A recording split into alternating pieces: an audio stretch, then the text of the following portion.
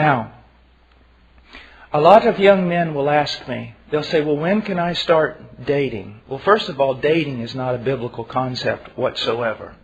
It, again, is a fabrication. It's part of our culture. And it's not even an old part of our culture. It's a recent development over the last 100 years. Dating. What do you mean by dating? You mean primarily recreational dating. You want to go out with a girl, right?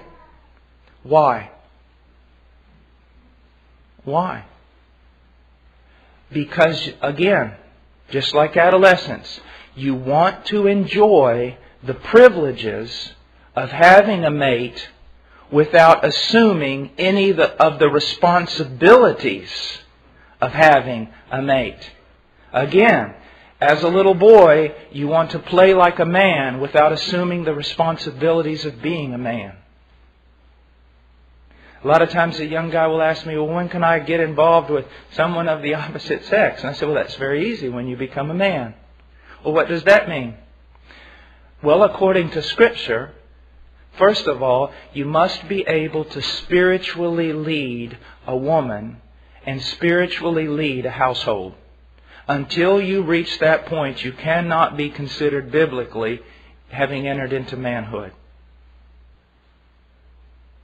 You must be able to spiritually lead your wife and be willing to do it. To not only have the knowledge to do it, but assume that responsibility upon your shoulders of leading your wife spiritually.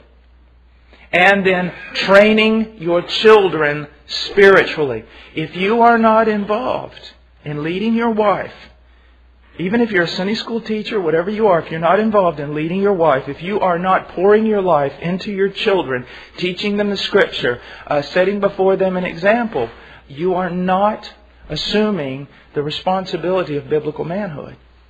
You're dropping the ball. You're dropping the ball. Now, not only are you, before you can even think about entering into a relationship with the opposite sex, not only must you be able to spiritually lead your family, but you must be able to physically protect your family, to be a protector for your family. Now, that doesn't mean that you're 6 foot, 4 and shrouded with muscles. But it means that as a man, you have developed the character that you're going to meet every adversity at the door. You're not sending your wife to do it. You are the protector of your family. You assume that responsibility of this family. You stand at the door. You're not like Adam, who will stand at a distance while a serpent talks to his wife. You are the one who stands at the door and you meet every adversity head on. It is your job to protect your wife so that she does not have to deal with adversity. It's your job to protect your children so that they have, for a while they are growing, a place that is secure and safe, a home. And then, when can I start? Young men ask me to pursue a relationship with the opposite sex. When you can be a provider for that person.